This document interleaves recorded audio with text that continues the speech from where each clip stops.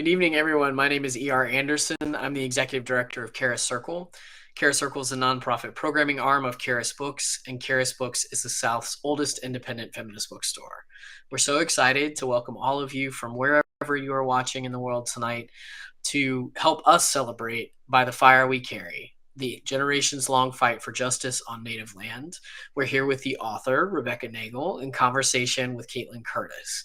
And you may recognize Kaitlin because we've gotten to celebrate some of her books before, so we're really glad to have her back. This book is already getting so much buzz and a lot of really positive attention, so we're really excited to get to be one of the main virtual events for all the folks who couldn't attend an in-person event and to get to celebrate Rebecca's work. So I'm going to introduce Kaitlin first. Kaitlin Curtice is an award-winning author, poet, storyteller, and public speaker. As an enrolled citizen of the Potawatomi Nation, Kaitlin writes on the intersections of spirituality and identity and how that shifts throughout our lives. She also speaks on these topics to diverse audiences who are interested in truth-telling and healing. And Rebecca Nagle is an award-winning reporter, writer, and citizen of the Cherokee Nation.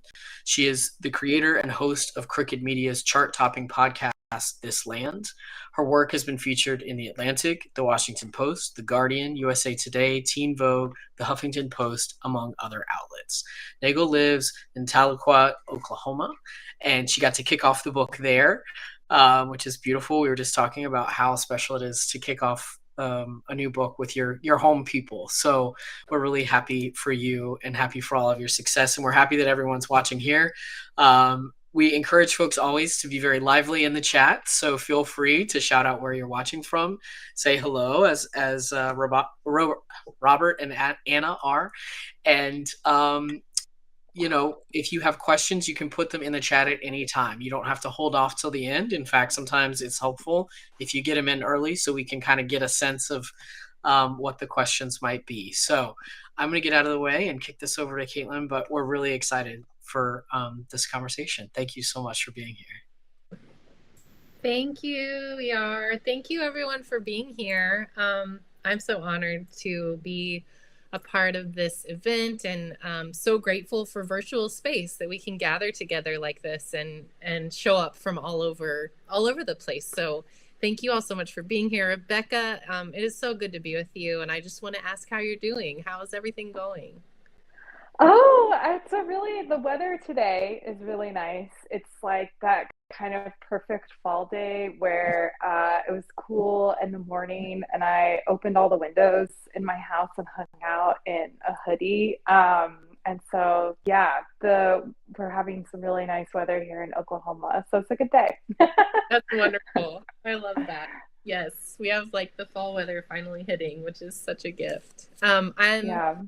I'm holding up the book for everyone to see, this beautiful book. I enjoyed reading it, and it was one of those books that we have to take our time with, like this is not just because it's so important, but just in the honoring of your words and sitting with the stories, all of it. Just, it was really, I felt the need to really be embodied and present when I read it. And I really am so grateful to you for providing the space for people to be that with a book, because that can be hard sometimes and we don't always show up to books that way. And so I'm really, really grateful to you for writing this book.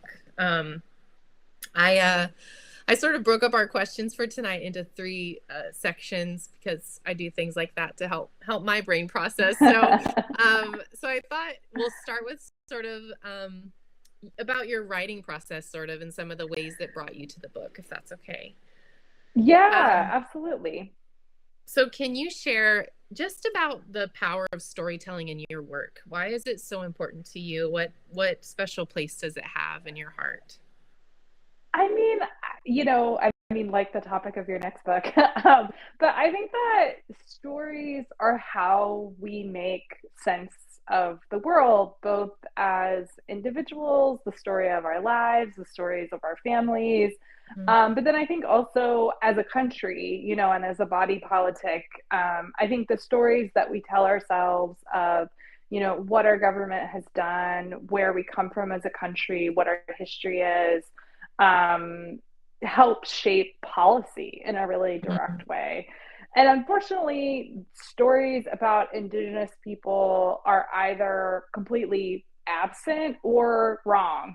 So we sort of, we have like the story of like the Mayflower and the story of Thanksgiving, or even the story of people like Pocahontas or Sacagawea, where like the way that they're told is just very factually inaccurate. And so I think a lot of my impetus as a writer and as a storyteller is trying to offer a corrective to those narratives, and trying to give, a version of American history where Indigenous people are centered, and sort of a groundwork and an understanding for that, which I think is unfortunately largely absent. Yeah, absolutely. Yeah, and it is, I mean, storytelling is this very personal thing, but it's also such a collective thing. I mean, and it happens in both of those ways throughout our lives. So I think that I think you did a beautiful job of touching on both of those through your family story and also through these collective stories that we tell in America, in our government, in our systems, right, in society. So I really appreciate how you did that. And I wonder, as an Indigenous person, sometimes writing on these topics, being so within them in that storytelling, it is very personal, and it can be hard. And I just wonder, I ask people this a lot, but what did care look like for you? How did you care for yourself as you researched and you did these interviews and wrote? Because it's heavy and hard, and it's heavy because it's trauma too for us, so how did you take care of yourself along the way? What did that look like? I get asked that question a lot.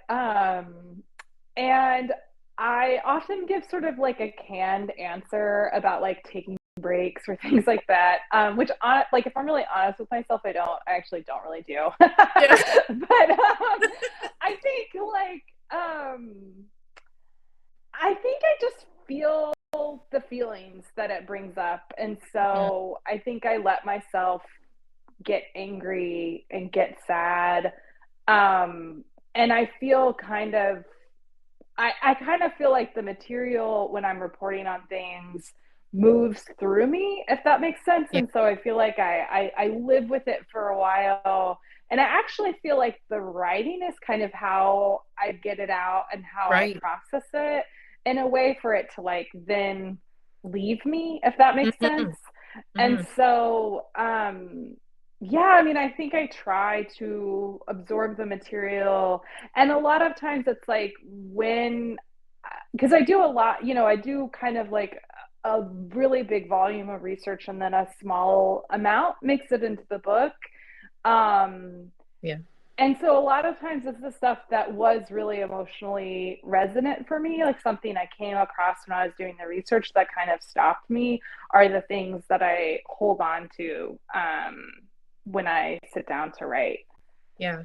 I love that. And I actually feel that too. The actual writing process is so cathartic in a way, because we're getting the energy, the work out of our bodies and onto the paper, into this gift, the sort of this thing that we're giving the world. And that is cathartic, and it is a form of care. So I love that you shared that, because it's true. Yeah.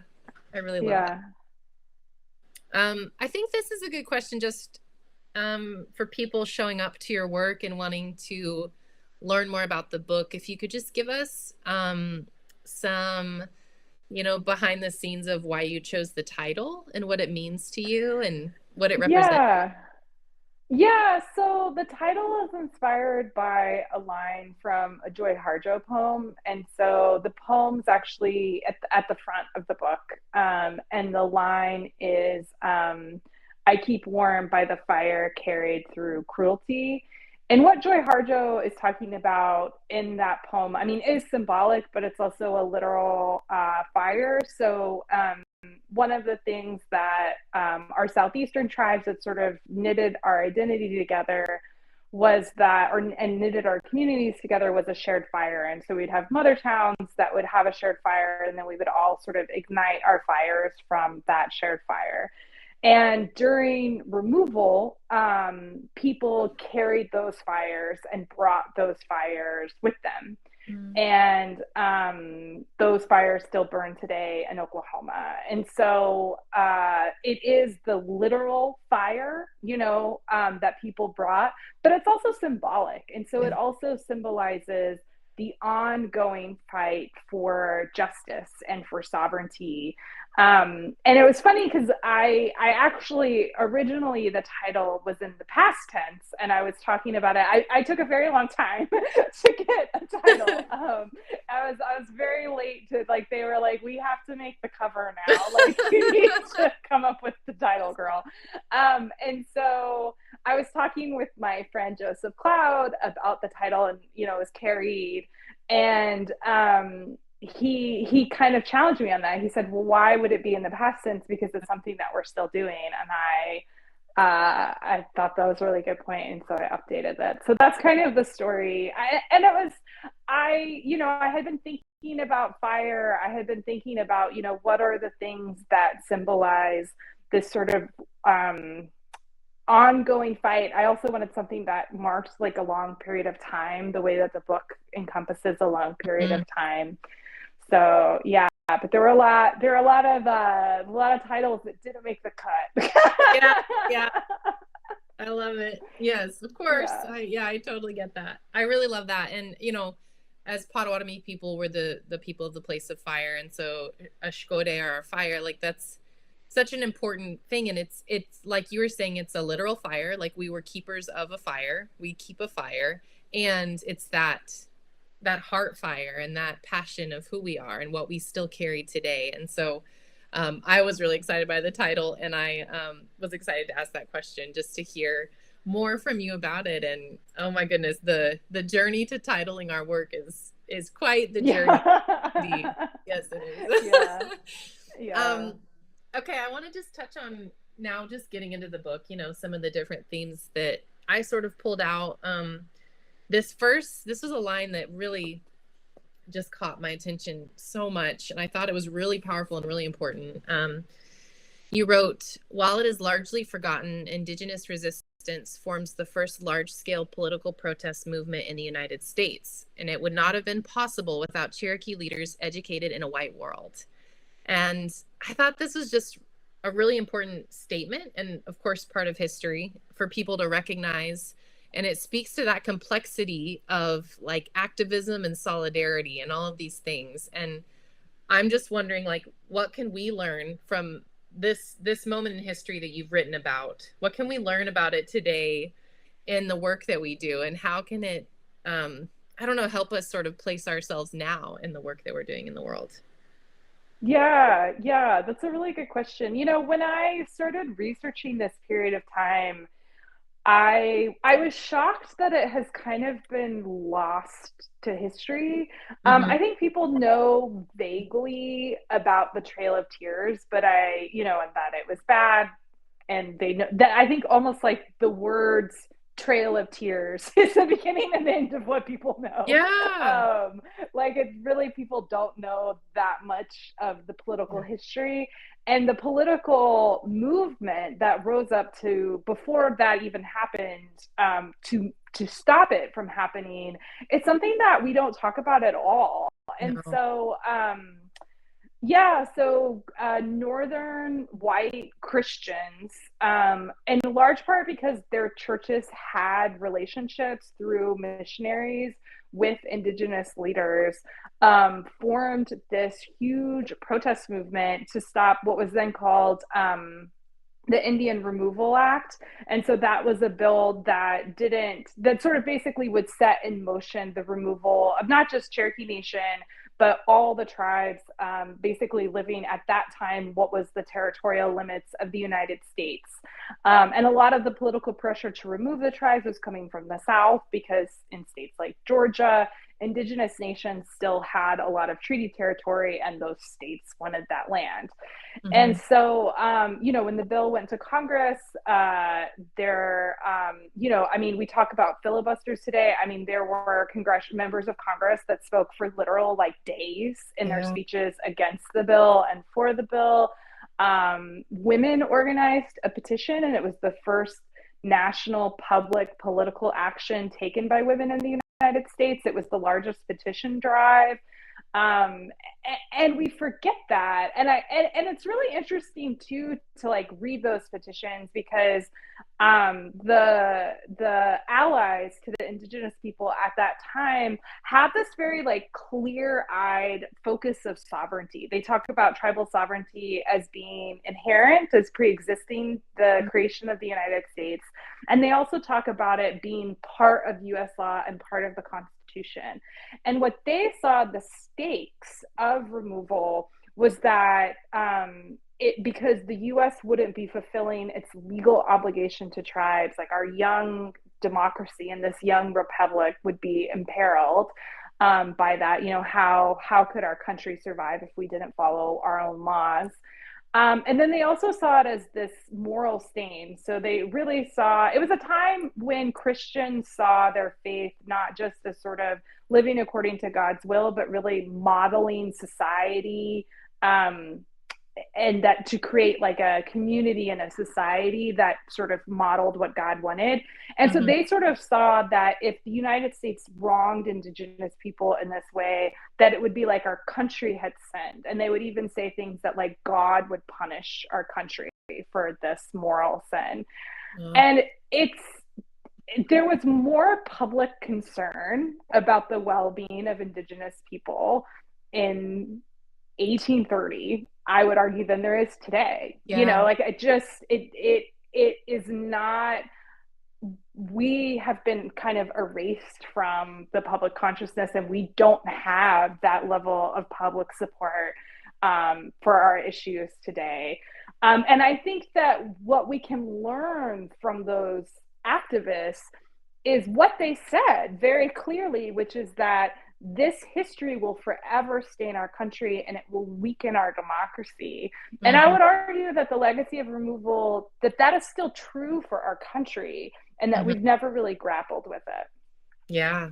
I mean, I was like, that was such a powerful thing for me to read. I mean, you know, like I didn't learn about these things in my small town public school, and how powerful would it be for kids to learn about this, you know, even just to show that the power of solidarity, and when we come together and stand up for something. I just thought, I was just really amazed by once again amazed by the things we don't talk about, and the things that there's such important moments in our nation's history that really could be highlighted more, and we just have a lot of work to do.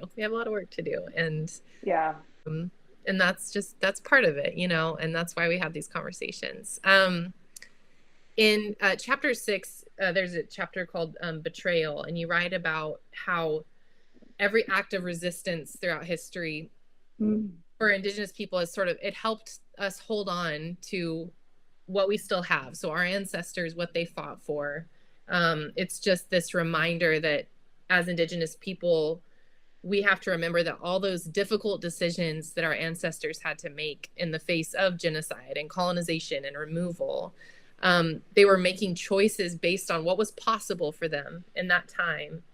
And they were trying to think of future generations along the way. And that is such a difficult and complex space to hold. And so in what ways do you think that we as a nation can become better about talking about this history and talking about the strength of indigenous, our ancestors, and those people who had to make those decisions? Because we know it wasn't easy. We know that it was complex and hard, and it would be something that we should talk about more.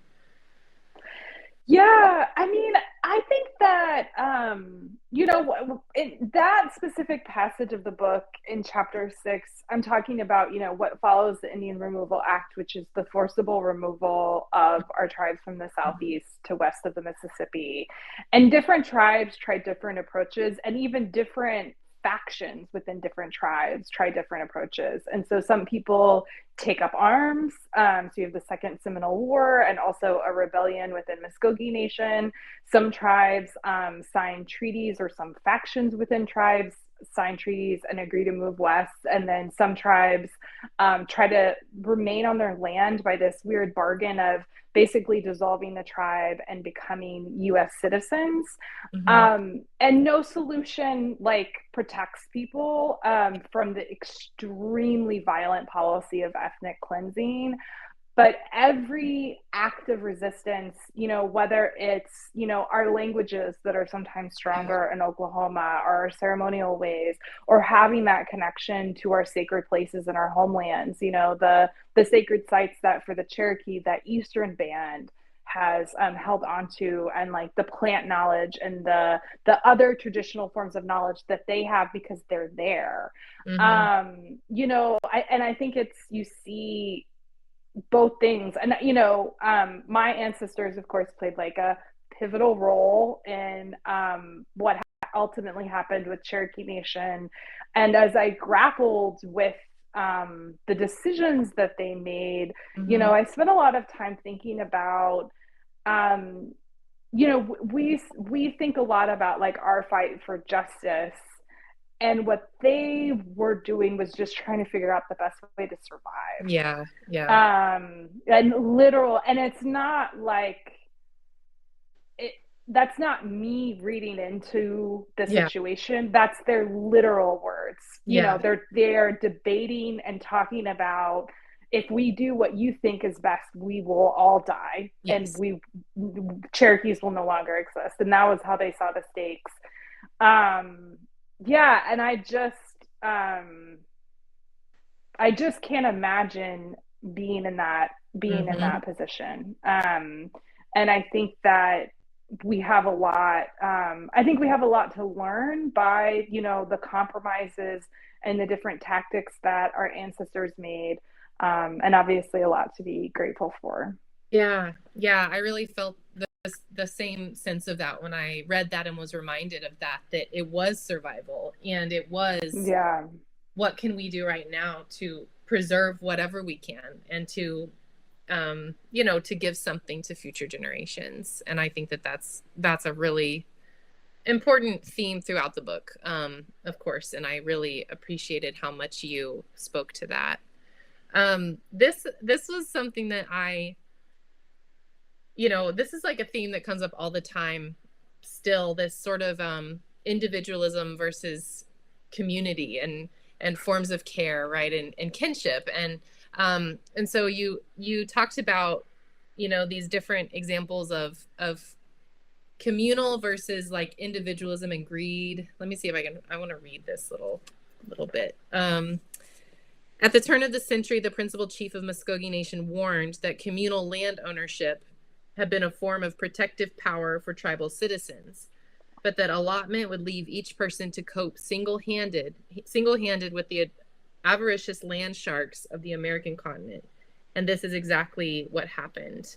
And so throughout so much of our history is sort of this grappling with, and you can speak to what I just wrote, or what I just read, of course, but this grappling with community versus individualism, and how our communities work, and what we've been forced into with this individualism and greed and all of this. And so I would love for you to talk about like movements today where you see us sort of reclaiming communal ways of being, and kind of pushing back against that greed and against that individualism.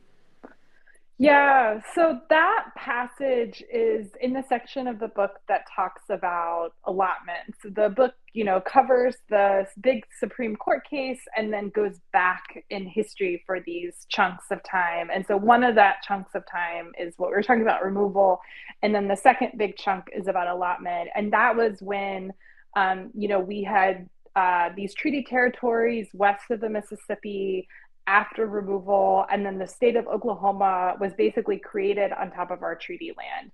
And to open up our land to white settlers, Congress came in and said that communally owned tribal land would be broken up and assigned to each individual tribal citizen. And the idea was that it would make tribal citizens self-serving capitalists, and that it would help us, climb the economic ladder or something like that. And the opposite happened. And so In eastern Oklahoma, the 5 tribes, Cherokee, Choctaw, Chickasaw, Seminole, and Muscogee, the citizens of the 5 tribes were assigned land.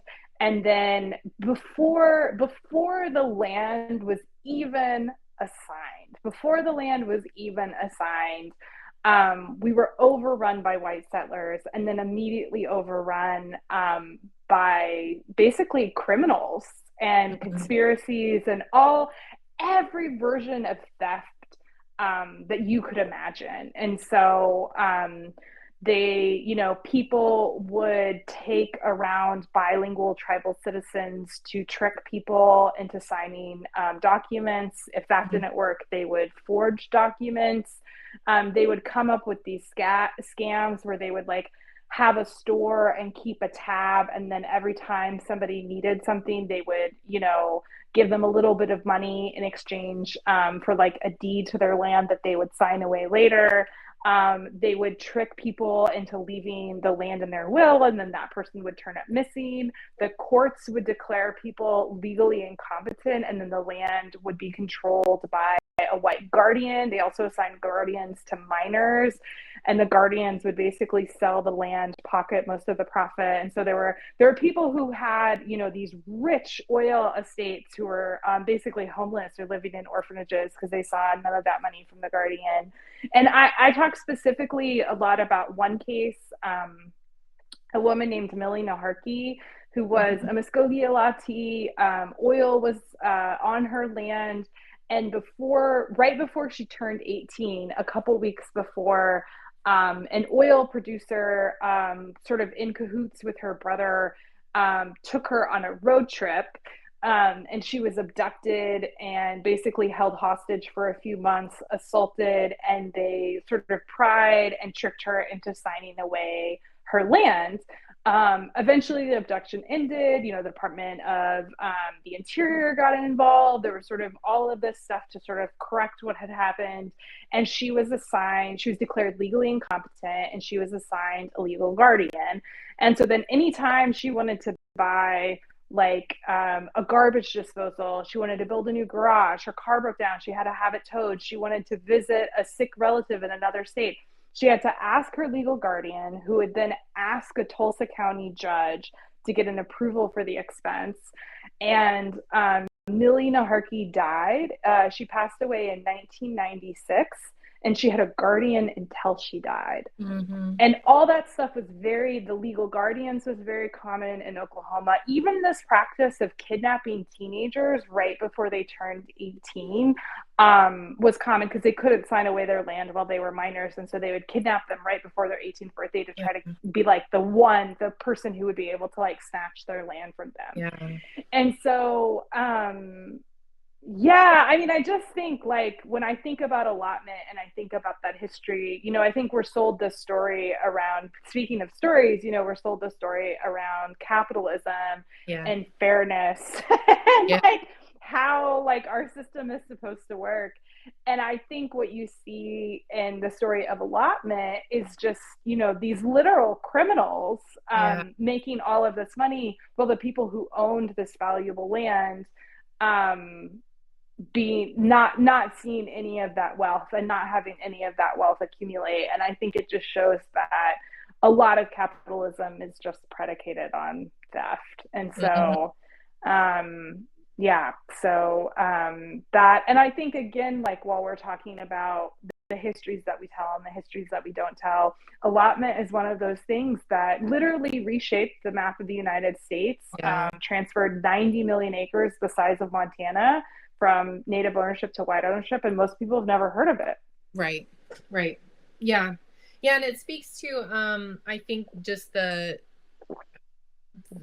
way that so many of our stories, our individual and collective stories, have been silenced as well. And I was at a speaking event a few years ago, and a white woman stood up and asked me why she doesn't ever see us advocating for ourselves as Indigenous people, kind of like, where are you? And I had to explain to her, that in a lot of mainstream media and a lot of our culture, like, they're not going to be highlighting the stories of Indigenous communities, that is not where you're going to this, but that we are indeed advocating for ourselves, and we're, you know, creating our own media outlets. We're creating our own podcasts. We're writing our own books. And because we know that throughout history, people have not been listening, that our, not just our land, but our stories and our languages and our cultures have been taken from us in a lot of ways. And it's our voices that need to be heard. Like, we're here, we're doing this.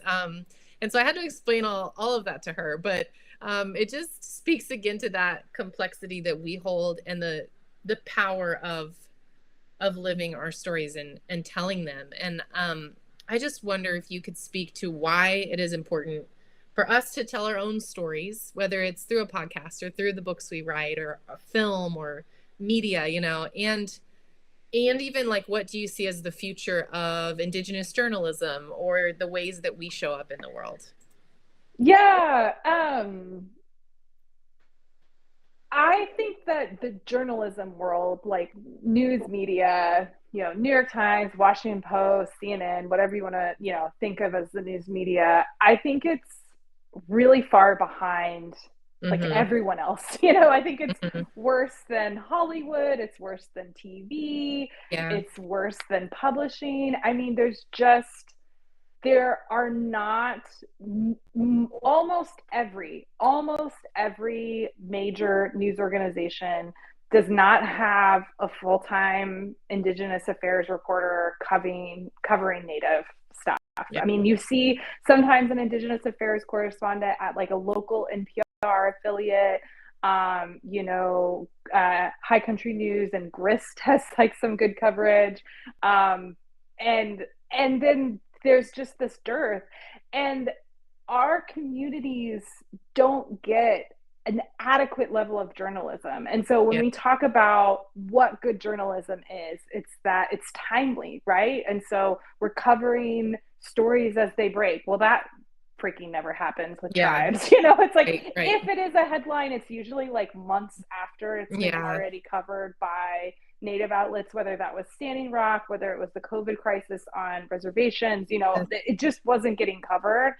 It's also, we think of journalists as having a depth of knowledge. Well, we don't get that. We get the white journalist parachuting in who doesn't know basic things. I always say, you know, the type of journalists that they send to cover our issues, it would be like sending a reporter to cover Congress that doesn't know what the difference between the Senate and the House is. Like, that's the level of ignorance that we're dealing with. And you expect adequate and accurate journalism to come out of that. And then the last thing is that the stories are actually not factually accurate. And so I, in the last chapter, talked about, like, you know, after we won McGirt, and there had been this historic Supreme Court victory, there was this huge backlash from the state of Oklahoma. And one of the things is that Oklahoma started telling these lies and making up these numbers about how many, you know, now that it was reservation land, all these criminals were going to be set free.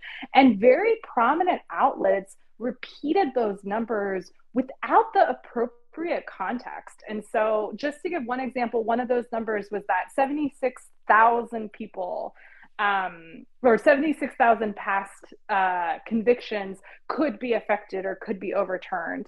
And so, and this was because now there are reservations, and, you know, jurisdiction on tribal land works differently than if it's just state land.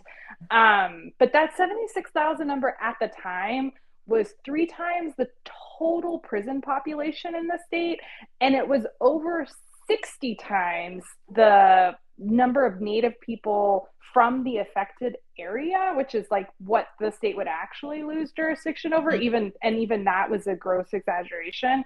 And the Washington Post published that number. And so I think that, you know, to step down off my soapbox for a minute and to talk calmly, I get so angry about it.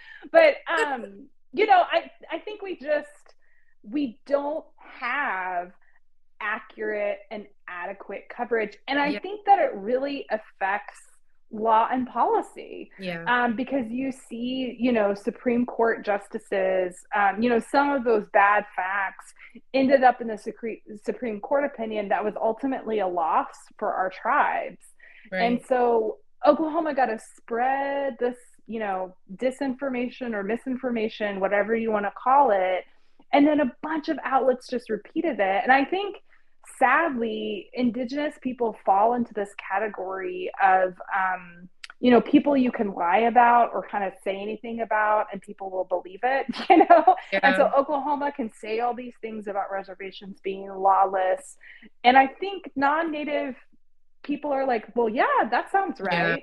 Yeah. And so sadly, I think we still just have a lot of work to do to reach that basic level of accurate and consistent coverage. And I think that's one way that anti-Indigenous racism functions is through that erasure and through sometimes I say I feel like as Indigenous people, we survived genocide and all of these policies only to live in a country that almost pretends like we didn't, pretends like we are no longer here. And so I think that sadly, I think the news media is still in that place where we're largely invisible. And then when we do pop up, a lot of times the coverage isn't accurate. Yes.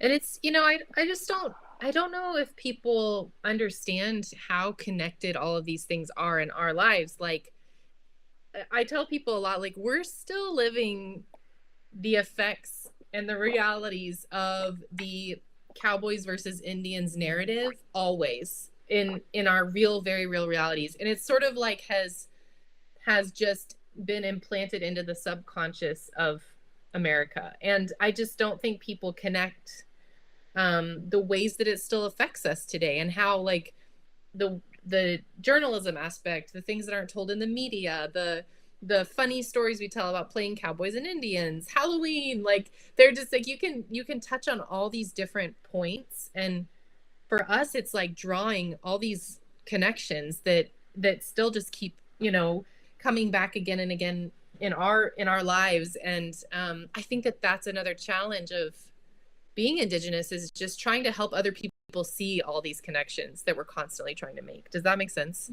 Yeah, absolutely. Absolutely. So I just want to share this one last thing and ask you a question.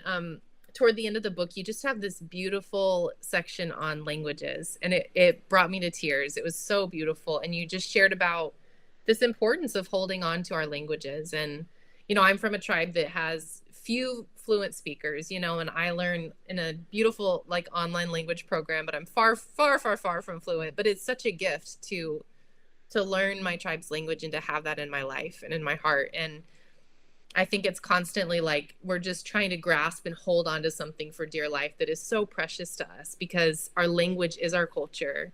It is so much of who we are. And so how do you see Indigenous people being empowered today to celebrate their languages? How do you maybe see that not happening? What would you hope for people and their languages in the future? Yeah. Language is so important.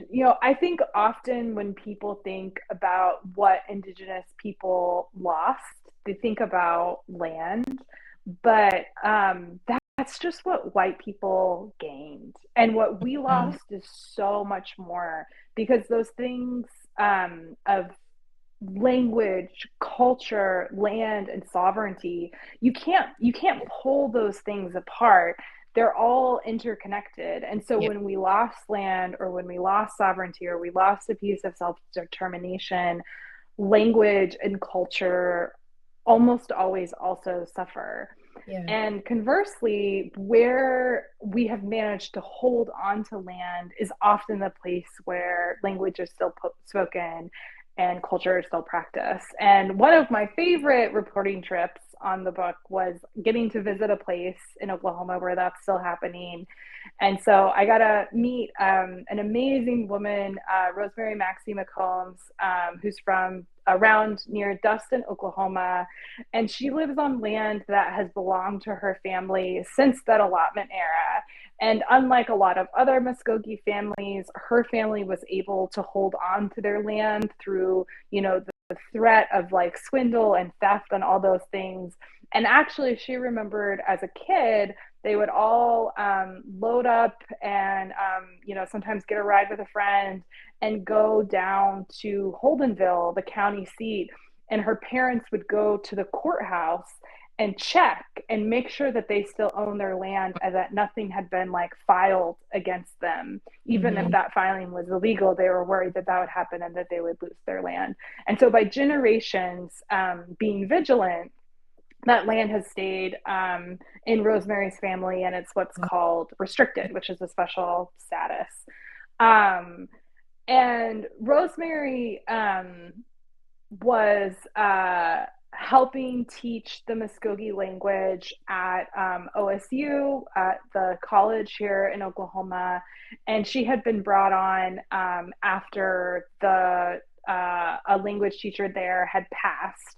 And one of the students of the late language teacher kind of went to Rosemary and said, in her honor and in this elder's memory, I'd really like to keep learning. And I'm wondering if you can basically help create a place for me to learn the language. And he said, well, what about on your land? You have all this land. What if we could do a language school there? And so, they started a language school in Rosemary's home. And so a bunch of different people come from all over the country, actually. So a lot of Muskogee citizens that might live at large, people travel into town and stay at Rosemary's house for a week, and she does little language classes. And so the day that I visited, they, passed out animal masks and acted out this play that they had written together in Muscogee. And she teaches at the College of Muscogee Nation, a tribal college in Okmulgee. And she is teaching like an adult language immersion program there. And so for me, that was, I think there are so many different ways that our tribes are pulling ourselves out of the trauma and the loss of allotment. And the McGirt victory is a really important part of that, the recognition of our reservations again for the first time in over a century. But I think an equally important part are those things that citizens are doing to keep our culture and keep our languages alive. And I was just really glad that I got to share that part of Rosemary's story. Oh yeah, it was just so beautiful. And we need those stories. Like we need to read and hear those stories and experience them to remind us that like who we are is enough, and that there are these beautiful ways that we can continue to celebrate our cultures and celebrate, and that we are still here, and that our languages are still here, and we can hold on to them and practice them in community. And it was just beautiful. I'm really glad you put that in the book, as just a window into hope and something that we can have today. I just really love that. So thank you for sharing. Yeah. Well, I was really glad that I got to be there to witness it. Yeah. Okay, I'll just ask you maybe two more questions, and this kind of goes into like your hopes for the book. Like, what do you hope the world will get from the book? What do you hope, and maybe non-native folks will get? What do you hope they learn from the book, and kind of where do you hope this book goes? Yeah, that's a really good question. One of the big reasons that I wrote this book is because I think that the history of colonization and genocide of Indigenous peoples in our country is a problem not just for our tribes, but is a problem for our democracy. And often I think we treat the history of what's happened to Native Americans like this tragic, distant chapter of the American story, and the legal terrain it created like a siloed backwater of American law. But it's foundational. An Ojibwe scholar named Maggie Blackhawk has written about this really well. And one of the things that she points out in her scholarship is that the principles that the U.S. created to dispossess Indigenous people of our lands, that legal area still governs how we treat people living at the margins of US empire. Mm-hmm. And so when our government wanted to ban Muslims from entering the country, detain enemy combatants indefinitely, suspend the international rules of war to fight terror, it used principles of federal Indian law to do so. Yeah. And I think that our inheritance as US citizens is this democracy that sometimes is wildly anti-democratic. And so, we had, founding fathers that had this idea, this principle of creating a government that derived its power from the will of the people, rather than like God anointing a king or whatever. And that they would create a government where at its center, every citizen had a voice and a vote. And of course, that center has expanded and we're watching it shrink right now with, the attack on voting rights. But it has changed. But I would argue that the edge of empire never went away. There have always been people that have lived under the raw power of our government, but not the liberties and the privileges of our Constitution. And I think our inheritance is a government that rules both by consent and by conquest. And I think, I think that's the big thing I hope that people take away from the book is just, this, instead of sort of pushing Indigenous history to the side, realizing that we have to grapple with these things. We have to deal with it. Yeah, absolutely. The last question is, are you working on any other projects right now? Or it doesn't even have to be a writing project. Are you knitting anything lately? Any projects that you're excited about? Doesn't have to be about writing because you're obviously releasing a book right now, but anything you want to share about? Yeah, I have been doing some little craft projects. I got really into ceramics. So right now I'm painting glaze on the little pinch pots that I made, and it's really satisfying and relaxing. Yeah, I love that. And it's also like, as authors, so much of our work is so heady. So getting like back into our bodies and doing things with our hands or something that's like is really nice sometimes, Yeah, it's really therapeutic. Yeah, awesome. Okay, we have I have 2 questions from the audience, so we'll ask these. What was the most surprising or unexpected thing you discovered while researching for this book? Oh, that's a really good question. I think I could talk some. So I write about my ancestors, John Ridge and Major Ridge. John Ridge is my great-great-great-grandfather, and Major Ridge is his dad. And they signed the Treaty of New Echota, which was Cherokee Nation's removal treaty.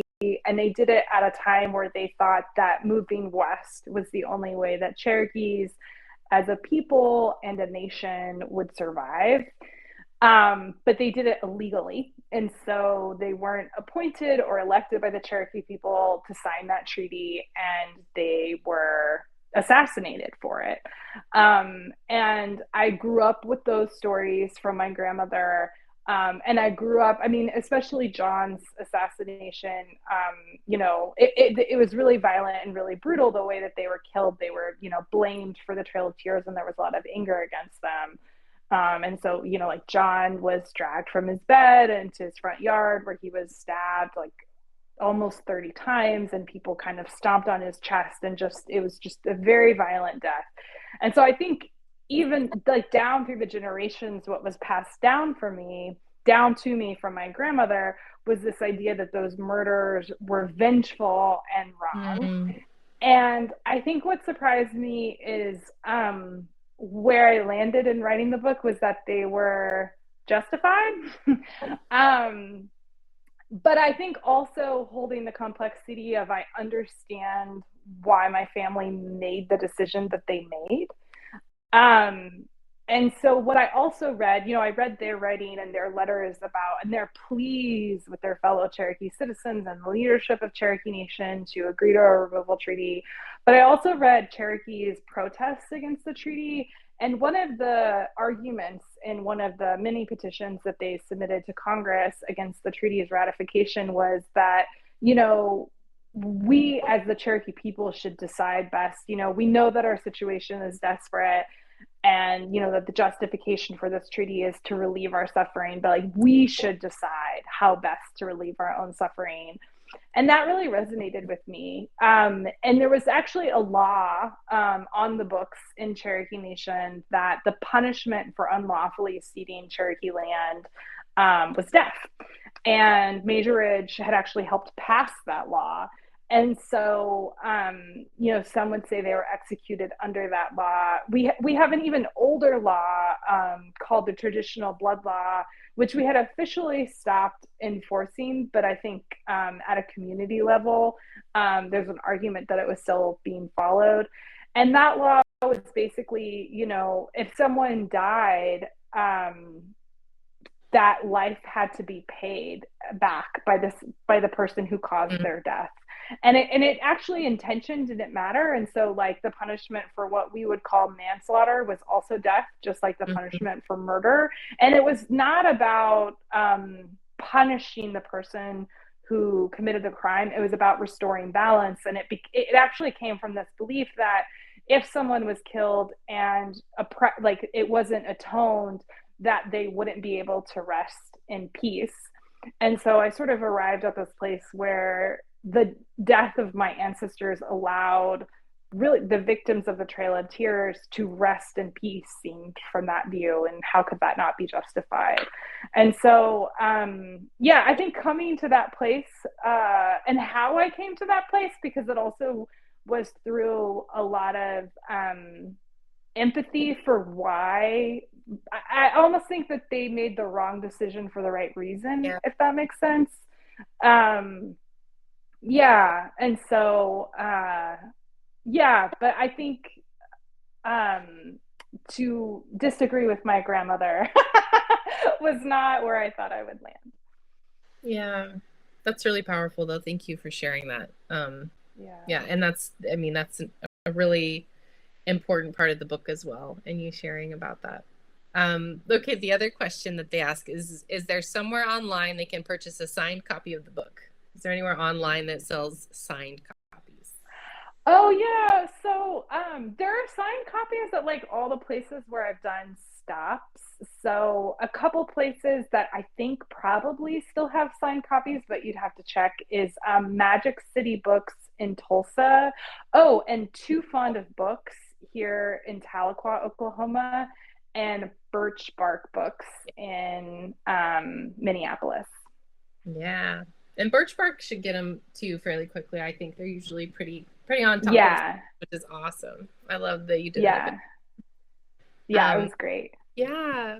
All right. We'll wrap up here and then send it back to ER. But Rebecca, thank you so much for spending this time with us. And I'm so honored that I got to share in this celebration with you. And thank you for your book and for your words and the power of your storytelling. So thank you for all the work you did to put this book into the world. We needed it, and I'm so grateful. Thank you so much for hosting and for being in conversation with me. It's always so great to talk. Thank you. All right, ER, we'll pass back to you. Hello. Thank you both so much. This is a beautiful conversation. Rebecca, do you want to shout out your podcast real quick, just so people may not know how to access that? Yeah. If you want to listen to the podcast, it's called This Land. It's wherever you get your podcasts. And also, just to shout out the audiobook, I did get to narrate the audiobook, which I'm so glad that I got to do that. And it's wherever you get your audiobooks, Spotify, Audible, if your local library has it. It's on those like I use Libby. It's on Libby. So, but yeah. So if listening is more your thing, those are a couple options. Awesome. Yeah. So you can buy the audiobook from Charis too. Cool. Oh, I didn't know that. Oh, cool. Yeah. Awesome. So I'll drop that link in the chat as well, just so folks have it. And if you want to get the hardback from Charis, we would love for you to do that. And that button is at the bottom in the teal oval. But yeah, the audiobook link is in the chat. I am also a big audiobook lover, so I always am excited when the author reads it, especially if you're somebody that already has done so much audio work and is really good at that. So we really encourage folks, though, to also patronize your local library. And if this isn't somehow at your local library, to request it. Also, particularly for those of us who are living in states that are dealing with a lot of book bans, so much of what they talked about tonight was about the gaps in our education. Like, let's get this book into high schools. High schooler, certainly could access this book and fill in some gaps in their education. So maybe donate it to your alma mater, donate it certainly to your college library. But we would love for especially students here in Georgia to get the ability to read this book, because so much of this history happened right here in Georgia. So it's really important that we all know where we come from. So thank you so much. I really appreciate it. Kaitlin, you're always a pleasure to have with us. And Rebecca, best of luck on the rest of your tour. I hope it's really wonderful and fun. And we're really just glad that this book is in the world. Yeah, thank you so much for hosting. I'm so glad we got to do a virtual event so we can connect to people in faraway places or folks who aren't doing in-person events. So thank you so much for hosting this. Yeah. All right, y'all. Take care. Stay